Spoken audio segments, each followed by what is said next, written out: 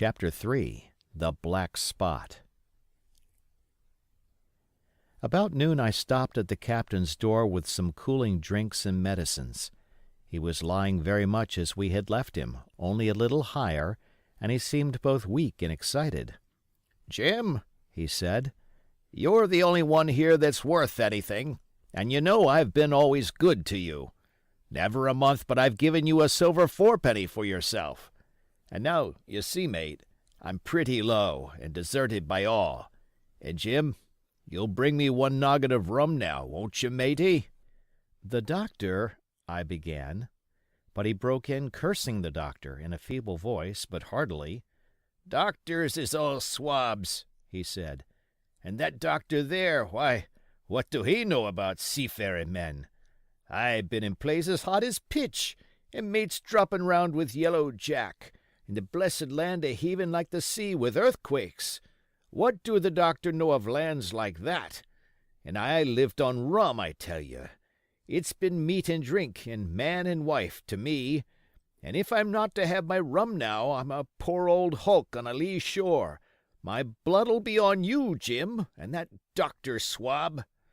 And he ran on again for a while with curses. "Look, Jim, how my fingers fidges," he continued in the pleading tone. "I can't keep 'em still, not I. I haven't had a drop this blessed day. That doctor's a fool, I tell you. If I don't have a drain of rum, Jim, I'll have the horrors. I seen some on 'em already. I seen old Flint in the corner there behind you. As plain as print I seen him. And if I get the horrors, I'm a man that has lived rough, and I'll raise Cain. Your doctor hisself said one glass wouldn't hurt me. I'll give you a golden guinea for a noggin, Jim." He was growing more and more excited, and this alarmed me for my father, who was very low that day and needed quiet. Besides, I was reassured by the doctor's words, now quoted to me, and rather offended by the offer of a bribe. "I want none of your money," said I, "but what you owe my father. I'll get you one glass and no more." When I brought it to him, he seized it greedily and drank it out. "Aye, aye," said he, "that's some better, sure enough. And now, matey, did that doctor say how long I was to lie here in this old berth?" "A week at least," said I. "Thunder!" he cried. "A week! I can't do that. They'd have the black spot on me by then. The lubbers is going about to get the wind of me this blessed moment. Lubbers as couldn't keep what they got, and want to nail what is another's. Is that seamanly behavior now, I want to know? But I'm a saving soul. I never wasted good money of mine, nor lost it neither, and I'll trick 'em again. I'm not afraid on 'em. I'll shake out another reef, matey, and daddle 'em again." As he was thus speaking, he had risen from bed with great difficulty, holding to my shoulder with a grip that almost made me cry out, and moving his legs like so much dead weight. His words, spirited as they were in meaning, contrasted sadly with the weakness of the voice in which they were uttered. He paused when he had got into a sitting position on the edge. "That doctor's done me," he murmured. "My ears is singing. Lay me back."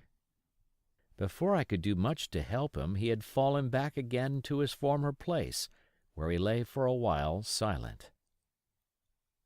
"Jim," he said at length, "you saw that seafaring man today?" "Black Dog?" I asked. "Ah, Black Dog," says he.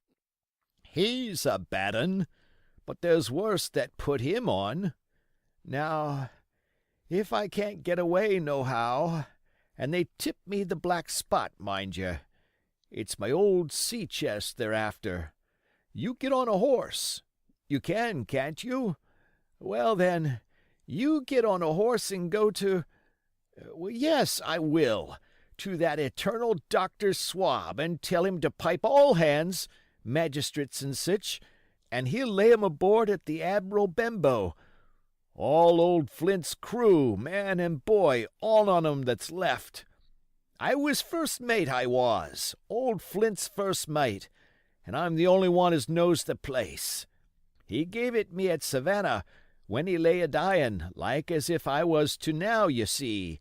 But you won't peach unless you get the black spot on me, or unless you see that black dog again, or a seafaring man with one leg, Jim. Him above all." "But what is the black spot, Captain?" I asked. "That's a summons, mate. I'll tell you if they get that. But you keep your weather eye open, Jim, and I'll share with you equals, upon my honor." He wandered a little longer, his voice growing weaker, but soon after I had given him his medicine, which he took like a child, with the remark, "If ever a seaman wanted drugs, it's me," he fell at last into a heavy, swoon-like sleep, in which I left him. What I should have done had all gone well, I do not know. Probably I should have told the whole story to the doctor, for I was in mortal fear lest the captain should repent of his confessions and make an end of me. But as things fell out, my poor father died quite suddenly that evening, which put all other matters on one side. Our natural distress, the visits of the neighbors, the arranging of the funeral, and all the work of the inn to be carried on in the meanwhile, kept me so busy that I had scarcely time to think of the captain, far less to be afraid of him. He got downstairs next morning, to be sure, and had his meals as usual, though he ate little and had more, I am afraid, than his usual supply of rum, for he helped himself out of the bar, scowling and blowing through his nose, and no one dared to cross him. On the night before the funeral he was as drunk as ever, and it was shocking, in that house of mourning, to hear him singing away at his ugly old sea-song. But, weak as he was, we were all in the fear of death for him, and the doctor was suddenly taken up with a case many miles away, and was never near the house after my father's death. I have said the captain was weak, and indeed he seemed rather to grow weaker than regain his strength.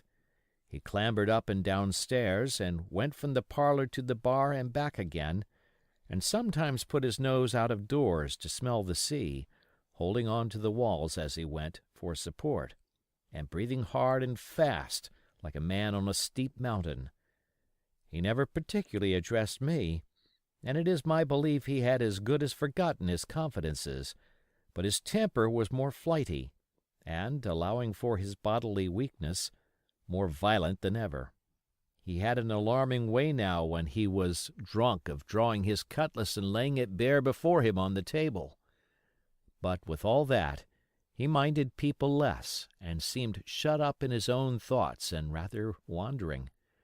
Once, for instance, to our extreme wonder, he piped up to a different air, a kind of country love-song that he must have learned in his youth before he had begun to follow the sea. So things passed until, the day after the funeral, and about 3 o'clock of a bitter, foggy, frosty afternoon, I was standing at the door for a moment full of sad thoughts about my father, when I saw someone drawing slowly near along the road.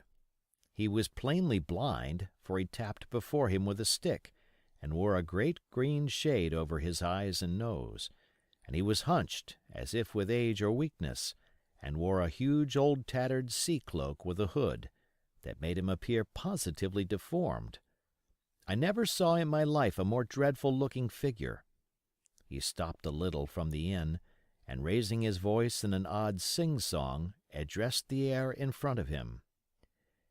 "Will any kind friend inform a poor blind man, who has lost the precious sight of his eyes, in the gracious defence of his native country, England, and God bless King George, where or in what part of this country he may now be?" "You are at the Admiral Benbow, Black Hill Cove, my good man," said I. "I hear a voice," said he, "a young voice. Will you give me your hand, my kind young friend, and lead me in?" I held out my hand, and the horrible, soft-spoken, eyeless creature gripped it in a moment like a vice. I was so much startled that I struggled to withdraw, but the blind man pulled me close up to him with a single action of his arm. "Now, boy," he said, "take me in to the captain." "Sir," said I, "upon my word I dare not." "Oh," he sneered, "that's it. Take me straight in, or I'll break your arm." And he gave it, as he spoke, a wrench that made me cry out. "Sir," said I, "it is for yourself I mean. The captain is not what he used to be. He sits with a drawn cutlass. Another gentleman—" "Come now, march!" interrupted he, and I never heard a voice so cruel and cold and ugly as that blind man's. It cowed me more than the pain, and I began to obey him at once, walking straight in at the door and towards the parlor, where our sick old buccaneer was sitting, dazed with rum. The blind man clung close to me, holding me in one iron fist and leaning almost more of his weight on me than I could carry. "Lead me straight up to him, and when I'm in view, cry out, 'Here's a friend for you, Bill!' If you don't, I'll do this," and with that he gave me a twitch that I thought would have made me faint. Between this and that I was so utterly terrified of the blind beggar that I forgot my terror of the captain, and as I opened the parlor door, cried out the words he had ordered in a trembling voice.